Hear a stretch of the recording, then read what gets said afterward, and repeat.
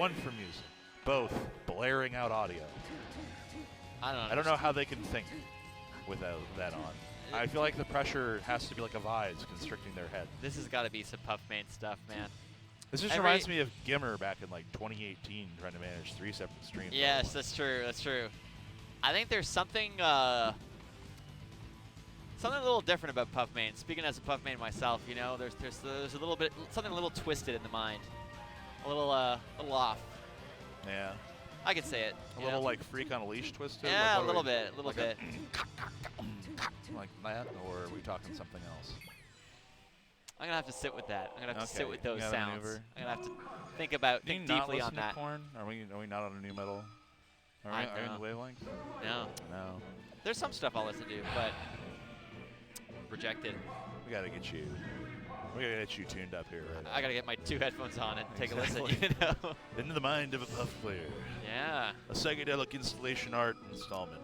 Speaking of the mind of a Puff player, as a former Puff player myself, this matchup is pretty good for Puff.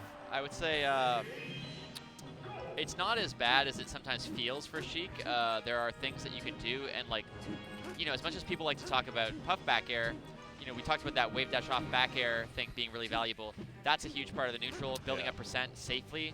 But the thing I always say about this matchup is it's played pretty much completely differently from the way she plays almost every other matchup, and that's why Sheik struggles. Is you just cannot play it as if you're playing like, you know, one of the kind of mid-tiers where you're doing like the chain grab stuff, or as one of the spacies where they move really quickly. It's much more like picking certain spots and playing them, and really never playing other spots if you can avoid it. Playing the horizontal game against Puff here is scary, and that's why we're seeing a lot of full hop off the plat here from Fable. So he's looking to get the needle charge. He's looking to get a jump over like fair or back air. Oh no. And now you have to work from behind. But there's basically a big red isosceles triangle of death. Gonna be big. Like if you are fairing Puff's shield, like right there, that is the scariest interaction. And SDJ chose wrong with the up tilt. Normally you'll see a Puff go ahead and up air there. Not saying like wrong all the time. I'm saying like that situation specifically. Because if they jump, you catch with the up air. If they try to do a move after, you can maybe get up with up tilt. But it's a scary one. You see the bear traps coming up here. It is, and one of the interesting things that you notice with Sheik is that, like, generally speaking, like, Sheik doesn't like to be in the air that much because her drift is so bad. Yes. But the thing is that, like, if she does that whole kind of full hop needle stuff, it can be kind of hard for Puff to contest that. Now, on the flip side, it's not like Sheik gets a ton off of it. Like, right here, like, trying to push your way in as a SDJ, not that easy. But then, like, if you just let the Sheik do it, like, what really happens? Like, that was a big up air. It doesn't actually get much from it, though, but that's kind of what you're looking for as the Puff player. Yeah. You're trying to work your way under the, like, line of needles, basically so you can assail from beneath. Like, trying to deal with it horizontally is hard because you don't want to commit to your jump to take you up over the top. And you want to bring it up from the bottom or from the side. And we can see that, like, Fable right now, the game plan is get on the top, the mid platforms, do this kind of full hop needle stuff, try to only play that spot. And I think even though SDJ is making this difficult, I feel like it shows that Fable at least has, like, a decent game plan going into the matchup. Like, it's like, okay, I want to play the spots that are good for me. I don't want to force things. Tomahawk grab, nope, goes for the back air. But the problem is now that SDJ is ahead, everything just got a little bit harder for Fable. Yeah, you have to make conscious choices now as the Sheik player to get involved. And that's the hard part here. It's just like, now that you are down, your hang back strats are not so good anymore. And one of the things we talked about, and actually we're seeing a grab as I say it, is you know how we were saying, like, if you don't do X versus Ness, it just gives him what he wants? Yeah. Versus Puff, you don't want to give up on the grab entirely as Sheik. No, yeah, you want to keep him honest. But the thing is it's kind of scary. It is She scary. does the same thing. Low profiling, and this is my hot take, Radar, one of the worst mechanics in the game. And this might be because I'm a Falcon player, that way, right? Yeah. This might be because I'm colored by my own It's definitely personal a little bias. bit of that, but I think it's reasonable. I think that having the ability to dodge me because you're just a tiny little guy is kind of bupkis. As a big guy yourself, you know, it sounds like a... Yeah, imagine if I had to fight some dude who was 5'1" and he just bent his knees a little bit and I couldn't hurt him. Imagine. Stewed scrapping with Yoda just doesn't sit right. He would flip around on me. That literally is like the Soul Calibur problem in real life, you know, like that's what it is for us here. It's like you can't hit him; he's too tiny. It's the Neko arc problem. So, with that said, you know, like you said, low profiling, difficult. Some Sheik players take it too far there. They'll go, well, it's just not safe to grab. Yeah, I will simply never grab. Yeah, and it's like, you know how you kill a lot? Is by getting grabs. And like, just because they're like the crouch option is there doesn't mean you just like now they don't have to worry about it at all. And suddenly you're that guy who says, I'm never playing scissors ever. Rock, paper, that's it. We're not doing scissors. See, I'm a true caveman when it comes to the game, and I only ever throw rock. So. Well, that's because Rock only wins everything. Exactly. Rock, crush, scissors. Rock, crumple, paper. It's very simple. Rock, crush, rock. Uh-oh. Little needle trap there. I feel like it's like a spike strip that only kind of slows you down. I feel like if an alien were to come down and learn about the concept of rock, paper, scissors, they'd be like, explain the paper one again. Yeah. And you're like, well, it wraps around the rock. And they're like, and that stops the rock? And it's like, well, no. No. Not really. In real life, no. Yeah, in real life, no. In metaphor, still no. Okay, this is going to be quite the uphill battle. I mean, this has been for about the last 3 minutes an uphill battle. Ooh, I like the tomahawk there. We are clocking in at a post 5-minute game, and it's not a JV. There you go. Should be a quick finish here. Oh, yeah, Shadow out. Yeah. No Amsatek. Zelda, One no. more. And, yeah. You know how it goes sometimes. Love a good 5.5-minute game to kick us off into this set. Both these players dedicated to the grind here at Rising. Yep. Yeah, so Fable, I think I like what Fable's going for there. I like the game plan. Yeah, I think it's like, responsible. And it's also like even though Fable lost the game, it's like a winning game plan. Like it will work. It's not a bad one. You just need to like tweak things a little bit. Like the recipe is just slightly off. Yeah. You know, a little more of this, a little more of that, and you're good. No tech chase, but it's going to be a kill anyway. Yeah. Or it should be. I remember. Oh, just let go a little bit too early. A little ambiguous. I feel like most of Melee, and Puff is a particular example of this. Most characters in the game benefit from not approaching. It is. Puff is so sound at making so few places like unsafe for herself. You know, just with her variety of jumps, her ability to use ledge, and so getting leads back for most characters in the game. I feel like losing a lead in Melee sometimes it can be a bit of a choice, right? Recovery. Like, of course, the player on the other side of the stage is doing their thing too, but you can definitely employ some strategies here if you really, really want to. I agree. I think like that's part of the reason why when people complain about Melee having like only a handful of matchups at the top, which obviously isn't true, but like if it were true, I think what makes those matchups interesting is that they're played in a much more complex way. Like you end up playing mix-ups a lot instead of just like not having to play a certain spot because it's like, well, why would I? I just win that, you know? So. So you're right to say that Puff doesn't have to approach as much. Yeah, we're seeing a little bit of of that. Her ability to hold a lead is, I feel like, much stronger than most of the cast. And yet, right now, a little bit behind. Falling up air, I think, kind of just the wrong choice. Yeah, some questionable ones here, as well as a questionable leaving ledge alone situation. Yeah, so you're really looking for how to get around crouch cancel. So far, Fable doing not too bad. Even 15% is something, right? Yeah, like getting 2 backers out. At this point, you just want to make sure that like you're trying to contest Puff in safe spots. Sharking, scary bears. Yeah. But those double back airs, that's actually big. Now, Puff going to be a lot more easy to manage. Gets the shield up in time as well. Yeah, and SDJ very, very rarely rips rest on platform tech chase. I've said it often, and I'll say it again. SDJ has the kind of funniest risk-reward skew of any Puff I know when it comes to the why is that? Whether to press the big red button or not. So most Puffs are like, find my rest, get my rest, that's my win con. SDJ feels like he kind of like they just kind of fall into it. They just like it's like a letter in the mail they get, right? Or it's just like, oh, it's time. Yeah, your package is ready. Oh, beautiful. Someone just gave us a lot of cough drops. God, I hope these aren't laced. You know, it's dangerous out here in Waco, Texas. It is. Okay. Yep, we make it back. This has been both of these stocks, and we're coming around the 3-minute mark. We could conceivably go the distance on this one. I mean, a little early to lose that stock. SDJ taking a big old sip. We really do see Fable once again relying on that kind of like full hop on the side platform, needles to kind of control space.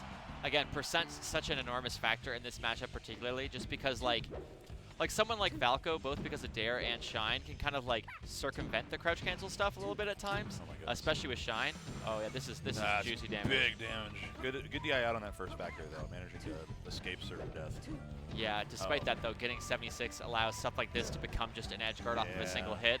Like I said before, the percents are just so meaningful. Surprised we don't see a rest there, but it doesn't seem to matter. That was not the DI that Fable wanted. Great reverse snare there. Yep. Nice follow through too.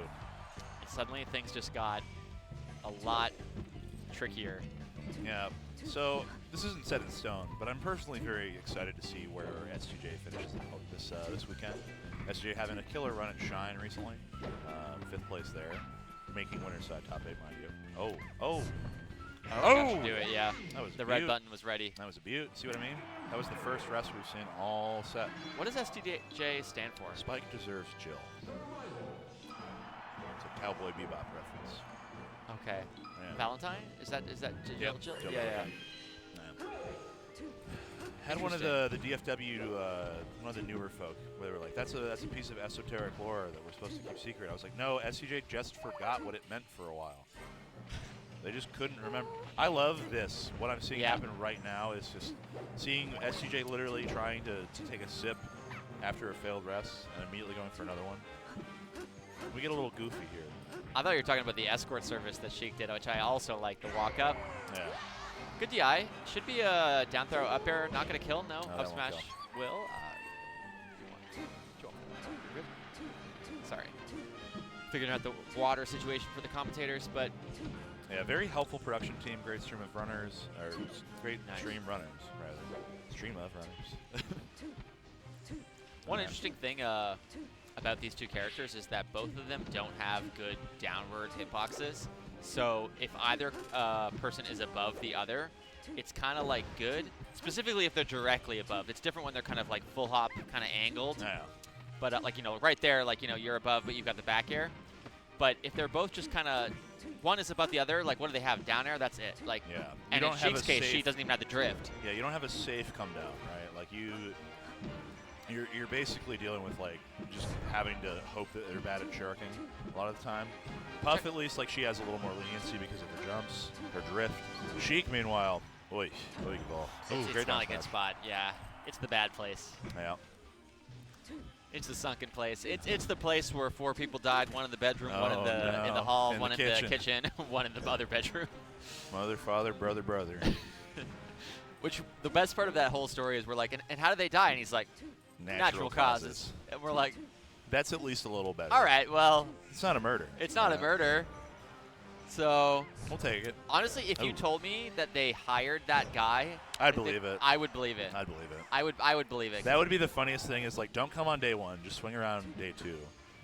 If you see them, here's $10, you know, just say, talk about the dead people. Yeah. Really lean into it too. Get good air dodge, but even better awareness from SDJ. A little waveland action.